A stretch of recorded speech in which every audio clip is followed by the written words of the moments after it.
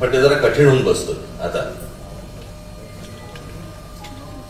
कुठून आले रे माश्या एवढ्या?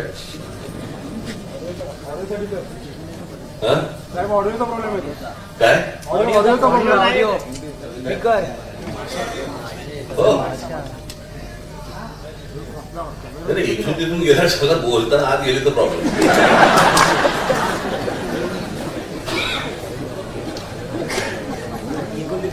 तुम्ही एखाद्या मागे खूप वर्षापूर्वी नागोठण्यात एक सभा होती, आपले कंप्लीट पोरं होते. इतकी ती रात्रीच्या वेळेला इतकी त्या दिवसमुळे पाखरं यायची. आपलं भाषण करतोय, सगळे आतमध्ये गेलेली. त्यावेळेला तसे काही लाईट पेटवार फार नसायचे. कुठेही ती पाखरं आपल्या शिरायची, कुठेही जाऊन हुळहुळायची. हॅलो, होतं असं की ते वाढदिवसाला तुम्ही सगळेजण येता, प्रेमाने येता, भेटायची सर्वांची इच्छा असते, माझीही असते. पण ते हल्ली काय झालं, मी ते मागे बोललो होतं ना, ते मोबाईल फोन बंद करा ना आता. मी प्रत्यक्ष उभा आहे तरी मोबाईल बंद बघतायत मला.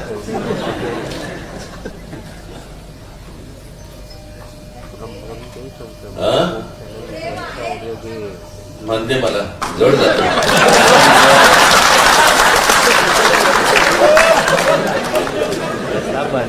मला लिहून दाखवते.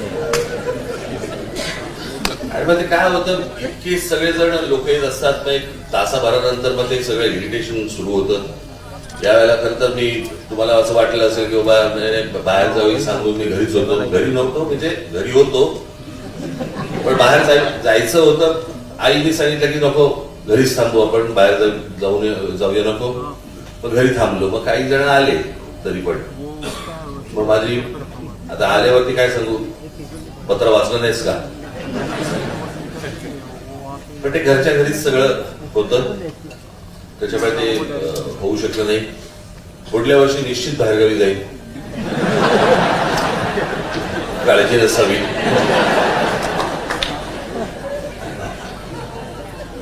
असो, आज तुम्हाला इथे अभिजित येऊन त्यांनी आपल्याला SIR बद्दल अनेक गोष्टींची माहिती दिली. आजचा खास करून हा मेळावा मी तेवढ्यासाठीच आज बोलवला की SIR या गोष्टीकडे दुर्लक्ष करू नका. SIR तर येतच आहे, त्याच्यातनं पश्चिम बंगालमध्ये, बिहारमध्ये काय झालं आपण पाहिलंच. त्याच्या अगोदर आपल्यापैकी अनेकांचं आणि आपल्यापैकी आपल्याकडे असलेल्या अनेक इतर राजकीय पक्षांच्या देखील अनेकांचं या मतदार याद्यांवरती लक्ष नसल्यामुळे काय काय गोंधळ होऊ शकतात. आणि आता निवडणुका ह्या ही गोष्ट इतक्या प्रोफेशनल लेवलवरती आलेली आहे की यांच्याकडे दुर्लक्ष करणं म्हणजे तुमचं संपूर्ण. तुम्ही एक गोष्ट लक्षात घ्या, प्रत्येकाची इच्छा असते की बाबा मला खासदार व्हायचंय, मला आमदार व्हायचंय, मला नगरसेवक व्हायचंय. पण आपल्या ह्या असल्या चुकीने आपण आयुष्यातली 5-5 वर्ष घालवतोय, ह्याचा काही आपल्याला अंदाज येतोय का? आज 20 वर्षापूर्वी ज्या वेळेला तुम्ही सगळं सहकारी माझ्याबरोबर सगळेजण आलात, त्यावेळेला तुमची मुलं किती वर्षाची होती आणि आज ती किती वर्षाची आहेत याचा जरा अंदाज घ्या. आणि त्याच्यातनं आपण काय काय गोष्टी, तुम्ही आंदोलनं करता, उत्तम आंदोलनं करता,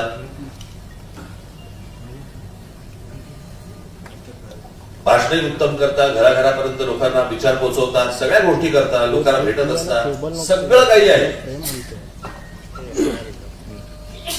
पण ही सगळी गोष्ट करत असताना निवडणूक ही एक प्रक्रिया आहे आणि त्याच्यामध्ये गेल्या 2-4 वर्षामध्ये ज्या प्रकारच्या निवडणुकांचं समीकरण बांधलं जात आहे देशभरामध्ये, त्याचा विचार तुम्ही निश्चित करणं गरजेचं आहे. अन्यथा फक्त आंदोलन करत राहू आपण.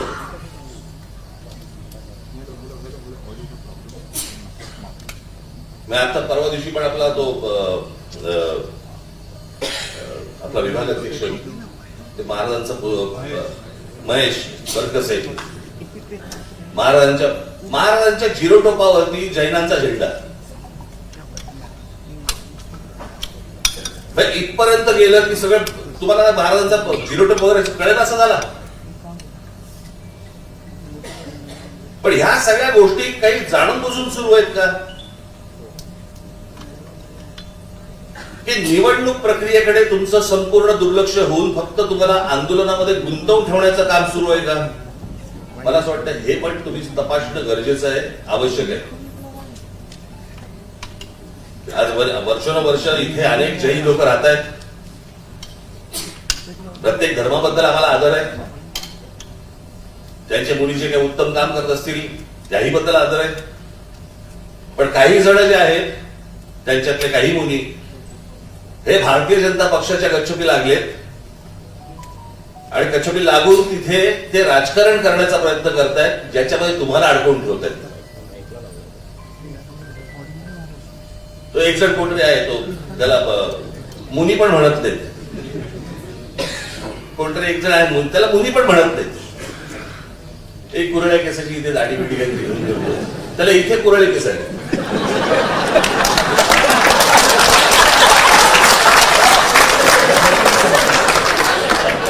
उलट झालं की काय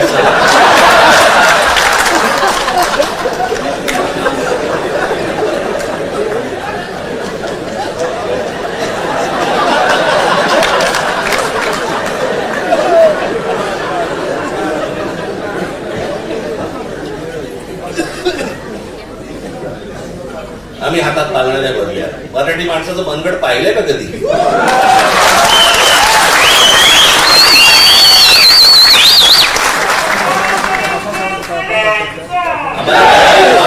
भांडण नकोय, परंतु वाद उघडून काढणार असाल आम्ही रस्त्यावरती उभे राहू.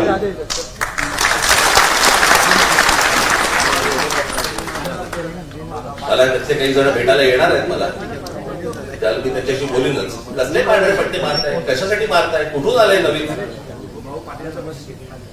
अनेक मुली यांचे रस्त्यावरती फिरत असतात, हायवेवरती फिरत असतात, सगळीकडे जात असतात.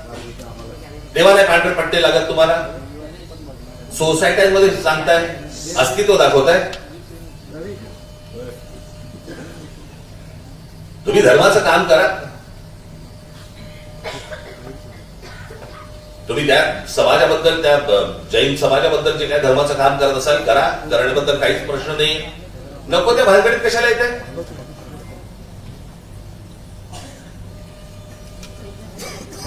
मध्यंतरी तो कबुतराचा विषय काढला होता, आता हा पांढऱ्या पट्ट्यांचा विषय. आणि हे राजकीय पक्षांच्या नादी लागून करतायत. सगळा जैन समाज असा नाहीये, पण हे जाणून बुजून. आणि मला तुम्हाला हेच सांगायचंय की या सगळ्या याच्यामध्ये तुम्ही सगळे उतरता, आपलं डोकं फिरतं आणि त्याच्यामध्ये तुम्हाला या एका विषयांमध्ये, अशा गोष्टींमध्ये तुम्हाला गुंतवून ठेवायचं ज्याच्यामध्ये भावनिक सगळे विषय काढायचे. आणि ह्यांचं काम हे वेगळ्या तऱ्हेने चालू असतं. तुम्हाला इकडे बघायला लावतात आणि ह्यांचं काम इकडे चालू असतं. ही गोष्ट तुम्ही लक्षात घेतली पाहिजे, गांभीर्याने लक्षात घेतली पाहिजे.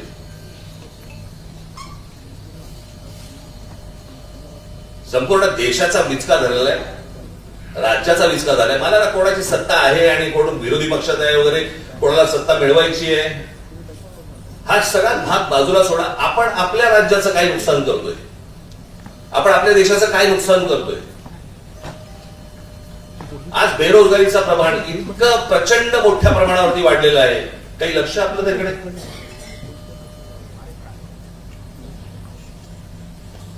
आज अजून पाऊस पडलेला नाहीये. महाराष्ट्र देशात अनेक ठिकाणी, खास करून महाराष्ट्रामध्ये दुष्काळी परिस्थिती येणार. आणि आमच्याकडे काय चाललंय? खासदार फोडणं, आमदार फोडणं, नगरसेवक फोडणं. आमची सत्ता कशी टिकेल, वाटेल तेवढे पैसे आम्ही द्यायला तयार आहोत. माणसं विकली जात आहेत. मला असं वाटतं राजकीय पक्षाच्या कार्यकर्त्यांनी या गोष्टींचा विचार करायला नाही पाहिजे, जनतेने करायला पाहिजे, लोकांनी करायला पाहिजे. की ज्यांना निवडून आणण्यासाठी तुम्ही 4-4, 5-5 तास, 2-2 तास तिथे उन्हामध्ये त्या रांगेत उभे राहिला, तो माणूस 50-100 कोटीसाठी म्हणून विकले जातात. त्यांना पुन्हा तुम्ही परत उभे करणार का? आताही जर समजा ते परत आले तर तुमची प्रतिक्रिया काय असणार त्याच्यावरती?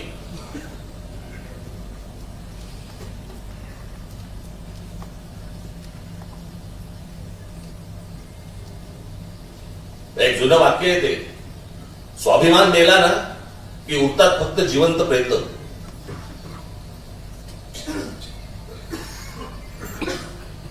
आणि हे ज्या प्रकारचं राजकारण आता महाराष्ट्रामध्ये देशामध्ये जे सुरू आहे, भविष्यातल्या येणाऱ्या पिढ्यांना आम्ही काय सांगणार आहोत? आम्ही विकले गेलो म्हणून तुमच्या समोर ही परिस्थिती आली. माझ्याकडे आता एक आकडा आहे, खास करून तुमच्यासाठी आणलाय. देशात आत्महत्यांचं प्रमाण किती वाढलंय त्याचा आकडा इंडियन एक्सप्रेसचा रिपोर्ट आहे. काश्मीरमध्ये 16 लोकांनी आत्महत्या केल्या, मग अजून कुठेतरी जम्मूमध्ये इथे तिथे सगळीकडे आले. प्रत्येक राज्याच्या दिलेले आहेत. कुठे 11, कुठे 42, कुठे 106 आत्महत्या मिझोराम या भागामध्ये. त्याच्यानंतर 615, त्याच्यानंतर तुमच्या गुजरातमध्ये, मध्य प्रदेशमध्ये 15,000, गुजरातमध्ये 8,000. सर्वात जास्ती कुठे 22,174.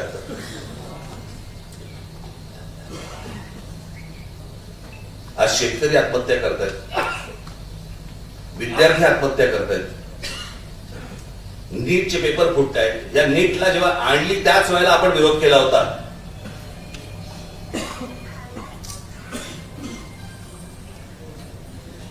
आज लहान मुलं पळवण्याचा प्रकार वाढलेले आहेत. खासदार आमदार जसे पळवले जातात तशी लहान मुलं पळवली जातात, मुली पळवल्या जात आहेत, त्याचे व्यापार होत आहेत, त्यांना परदेशी पाठवलं जात आहे, काही जणींना वेश्या व्यवसायाला पाठवलं जात आहे. एवढे सगळे प्रश्न आज आपासून देशासमोर उभे असताना आमच्याकडे काय चालू आहे? आमची सत्ता टिकावी म्हणून आम्ही करोडो रुपये टाकायला तयार आहोत. आम्हाला खासदार फोडायचे, आमदार फोडायचे, नगरसेवक फोडायचे. तुमच्या मताला किंमत काय? 0. कोण तुम्ही, कोण नाही. रांगेत उभं राहा, मेंढरासारखे मतदान करा, मोकळे व्हा. आज हे भारतीय जनता पक्षाकडनं सुरू आहे, उद्या दुसऱ्या पक्षांकडनं सुरू होईल. काही दुसऱ्या इतर पक्षांकडनं ह्याच्या अगोदर पण झालेलं आहे. याला निवडणूक पण नाही. मी बसलो असताना मी म्हटलं बरं झालं चला आपले खासदार निवडून आले.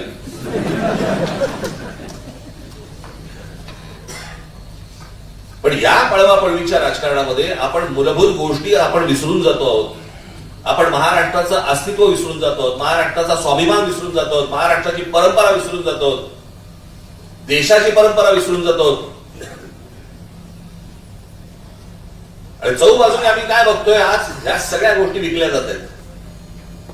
मी तुम्हाला आता एक आपल्या महावितरण ना MSCB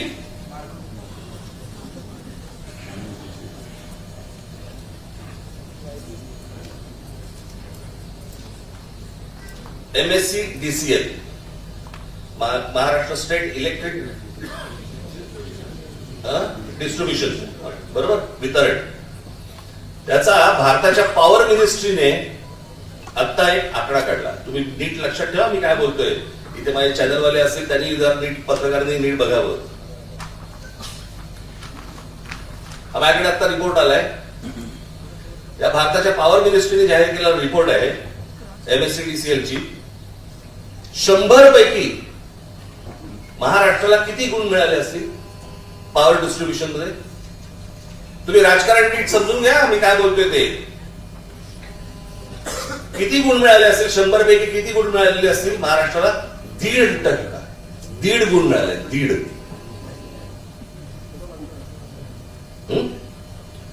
या 1.5चा अर्थ कळतोय तुम्हाला? यांचा आता IPO येतोय. MSCDCLचा आता IPO येतोय, म्हणजे लोकांकडनं पैसे घेण्यासाठी. ज्याला 1.5 मार्क आहे त्याच्यात कोण गुंतवणूक करणार मला जरा सांगा. कोण येणार गुंतवणूक करायला? फक्त. म्हणजे हे एकदा ताब्यात आलं संपूर्ण महाराष्ट्राचं डिस्ट्रीब्युशन की महाराष्ट्राची वीज हे अदानी ठरवणार. तुम्हाला कोणत्या भावाने विकायचंय, तुमच्याकडचे कशी मीटर तोडायचे, तुम्हाला कसा तुम्ही ते पैसे नाही भरू शकलात तर कसे तोडायचे, अंधारात कसं ठेवायचे, याचे सगळे उपाय सुरू आहेत. मुंबई ठाणा महाराष्ट्रातल्या जमिनी तर देतातच आहेत, जंगलं दिली जात आहेत. तुमची वीज ही देखील दिली जाणार, उद्या पाणी दिलं जाणार. गुलाम आहात का तुम्ही? यांच्यासमोर आम्ही भिका मागायच्या आणि मग हे काय करणार, पुन्हा परत तुम्हाला आंदोलनामध्ये गुंतवून ठेवणार. हे चक्र कसं फिरते बघा. परत तुम्हाला आंदोलनामध्ये गुंतवून ठेवणार, मग लोक आपल्याकडे येणार की आमच्याकडचे भाव वाढले, मग त्याच्यावरती आपली सगळ्यांची आंदोलन होणार, आपली इतर पक्षांची होणार आणि मग आपलं लक्ष तिकडे आणि ह्यांचं लक्ष SIR वर. निवडणुकीला ज्यावेळेला तुम्ही मतदानाला जाल तेव्हा तुमच्या लक्षात येईल आपले मतदारच नाहीयेत, म्हणजे मतदार आहेत पण त्यांची नावच नाहीयेत. आणि जर त्या वेळेला तिथे मतदारांची नावं जर समजा गाळली गेलेली असतील तर त्या क्षणाला तुम्ही काहीही करू शकणार नाही.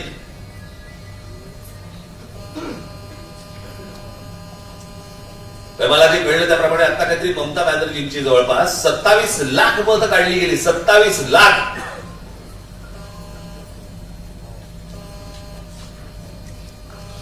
आणि कसं वेचून वेचून वेचून वेचून सगळ्या गोष्टी सुरत बघा. तिकडे केजरीवाल पडले, इथे ममता बॅनर्जी पडल्या. हवा आहे तो घ्यायचा, बाकीच्याला पाडायचं, संपूर्ण सिस्टीम ताब्यात घेतलेली आहे.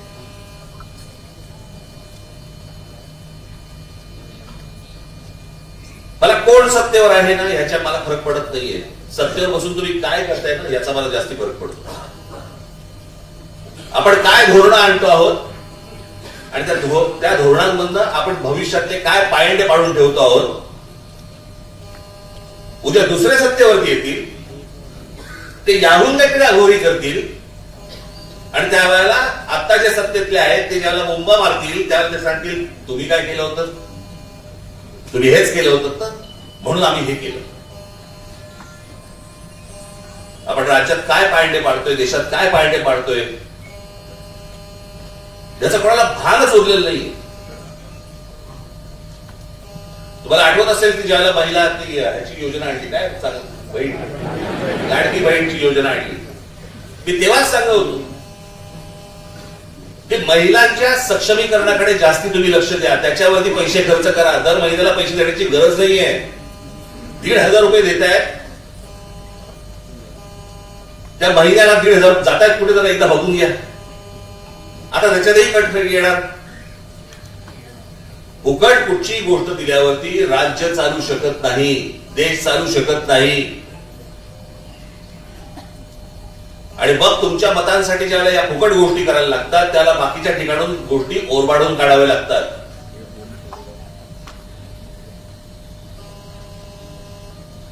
तुमच्याकडे तुम्हाला 1 रुपया द्यायचा आणि तुमच्याकडे 10 रुपये ओरबाडून काढायचे, 100 रुपये ओरबाडून काढायचे. आपण हे कधीतरी गणित मांडणार आहोत की नाही, बघणार आहोत की नाही. मगाशी म्हटलं त्याप्रमाणे कोण सत्तेत आहे ह्याच्याशी मला मतलब नाही. आपण काय देशाचं वाटोळं करतोय, आपण भविष्यातल्या येणाऱ्या पिढ्यांचं काय नुकसान करतो, आपल्याला हे जर समजत नसेल काय चाटायच्या त्या निवडणुका. आणि जर समजा तुम्हाला चांगलं काम करायचं असेल, तुम्हाला नगरसेवक होऊन, आमदार होऊन, खासदार होऊन जर समजा तुम्हाला चांगलं काम करायचं असेल तर आता ते अभिजित यांनी सांगितल्याप्रमाणे तो तिथे जाण्याचा सत्तेचा मार्ग हा मतदार यादीतनच जातो. खरा मतदार कोण आहे, खोटा मतदार कोण आहे, खोट्या मतदारांवरती तुम्ही ऑब्जेक्शन घेतली पाहिजेत, यासाठी तुम्ही फिरलं पाहिजेत, बघितलं पाहिजेत. आज महाराष्ट्रामध्ये आपले सगळे अनेक आपले महाराष्ट्र सैनिक आहेत, अनेक हितचिंतक आहेत. मला त्यांची साथ हवी आहे.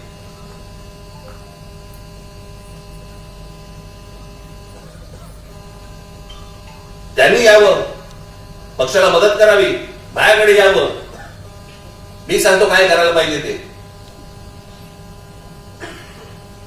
पण हे नुसतं तुम्ही वरवरचं राजकारण, वरवरच्या गोष्टी आणि आंदोलन त्या करून होणार नाही. ते आज आंदोलन घरापर्यंत पोहोचतं, पण ते घर मतपेटीपर्यंत पोहोचत नाही. त्याला काय म्हणायचं? आपल्या विरोधामध्ये काहीतरी एक षडयंत्र रचलं जात आहे याचा काही आपल्याला अंदाज? आणि किडूक पिडूक गोष्टींवरती समाधान मानू नका हो. आपण महाराष्ट्राचं, चांगल्या महाराष्ट्राचं स्वप्न पाहतो.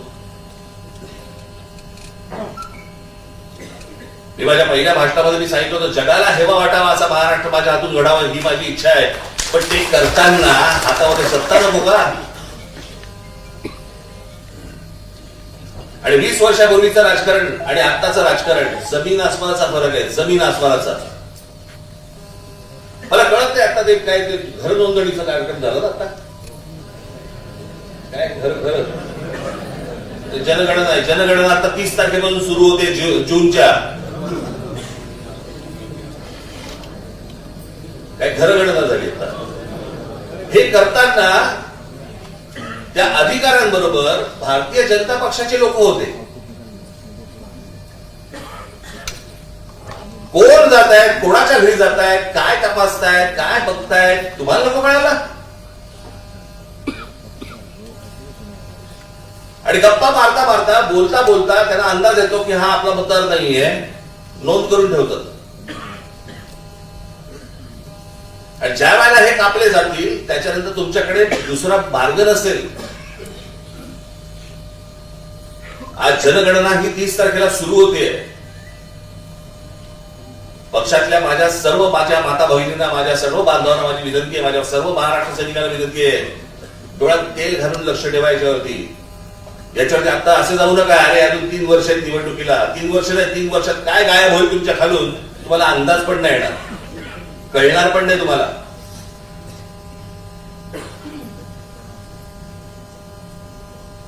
त्याच्यामुळे आता एक पक्षातर्फे एक सिस्टीम लावली जाणार आहे. आता हे दुबार मतदार, 2 पैकी एकाच ठिकाणी राहणार नाव.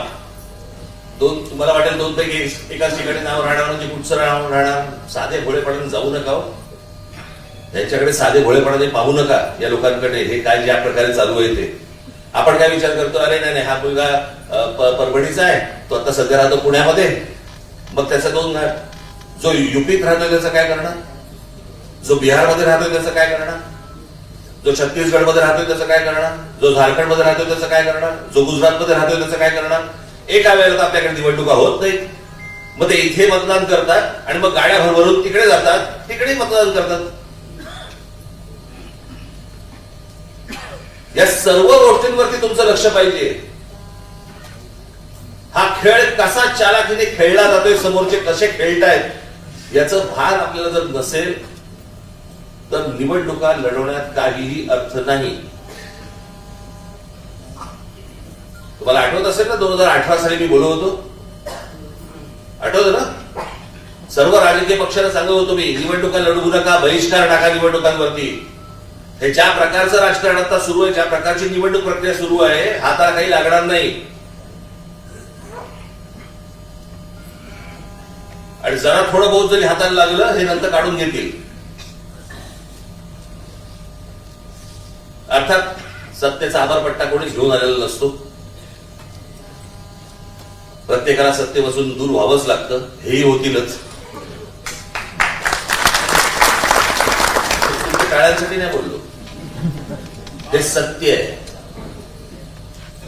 ज्यांनी 60 वर्ष राज्य केले या देशावरती, त्या काँग्रेसची परिस्थिती बघा काय.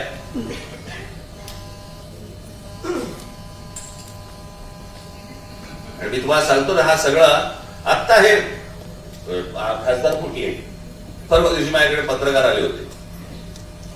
तर मी 1 मार्काचा प्रश्न होता. मी म्हटलं माझा 1 मार्काचा प्रश्न आहे, मला 1 मार्काचं उत्तर द्या. काय म्हटलं, केंद्रात सत्ता कोणाची? ते बोलले भारतीय जनता पक्षाची. म्हटलं राज्यात सत्ता कोणाची? ते बोलले भारतीय जनता पक्षाची. म्हटलं मग शिवसेनेचे 6 खासदार हे भारतीय जनता पक्षामध्ये न जाता शिंदेकडे का गेले?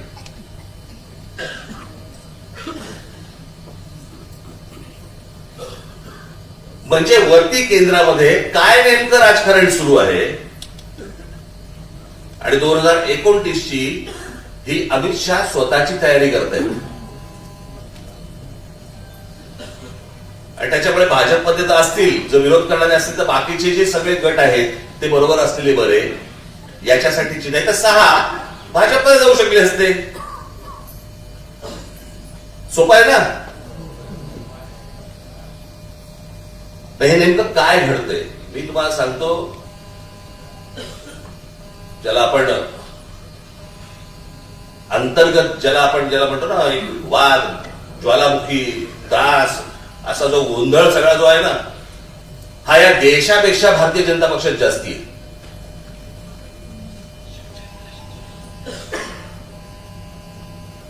इतकं आतून सगळं त्यांच्याकडे पण पेटलेलं आहे. आता फक्त नरेंद्र मोदी आहेत, एक तिकडे एक मॅग्नेट आहे, त्याच्यामुळे सगळं शांत आहे.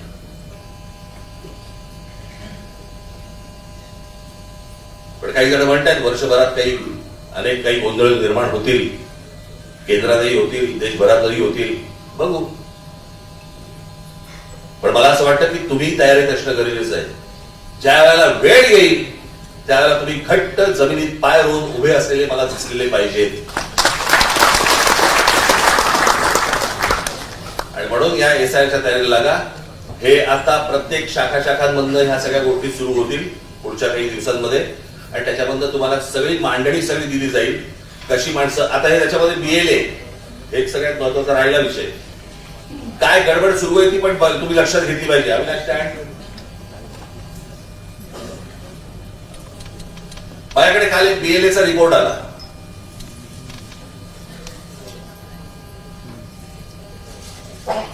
बीएलएचा रिपोर्ट आला माझ्याकडे.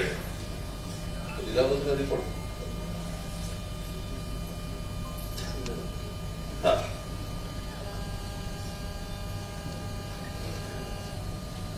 आपण बीएलए वरती मेळावा घेतला होता,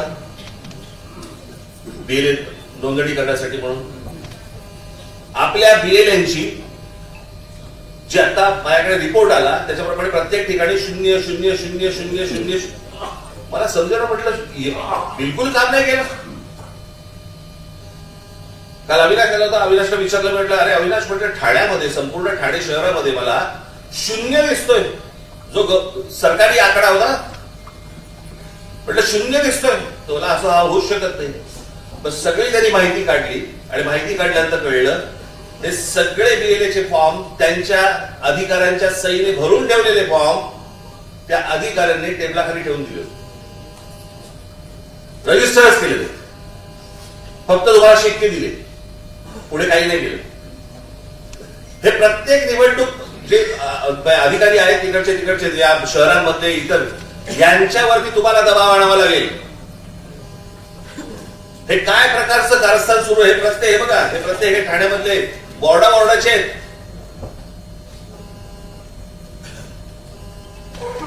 म्हणजे आता इथे हा कुठचा तू दिला होतास, ओवळा माजिवडा, बरोबर ना.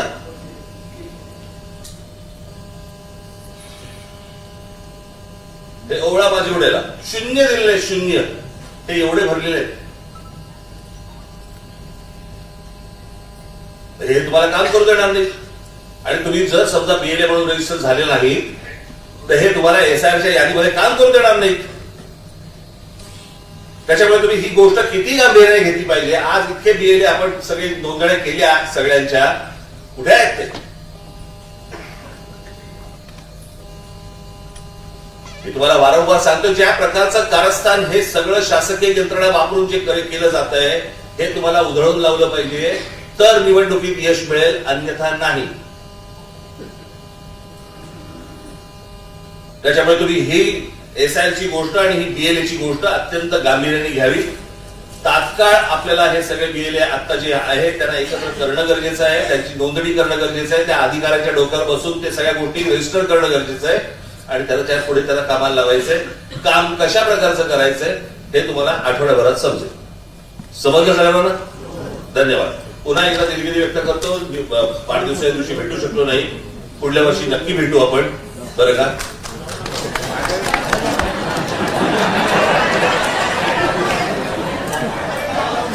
म्हणजे मी बाहेर गावी, तुम्ही सगळे येऊन भेटा एकमेकांना. भेटू. धन्यवाद. जय हिंद, जय महाराष्ट्र.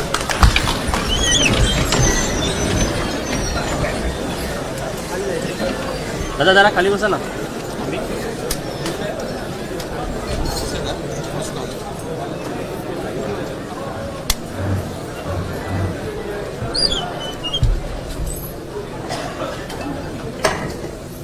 राष्ट्र विकासासाठी सर्व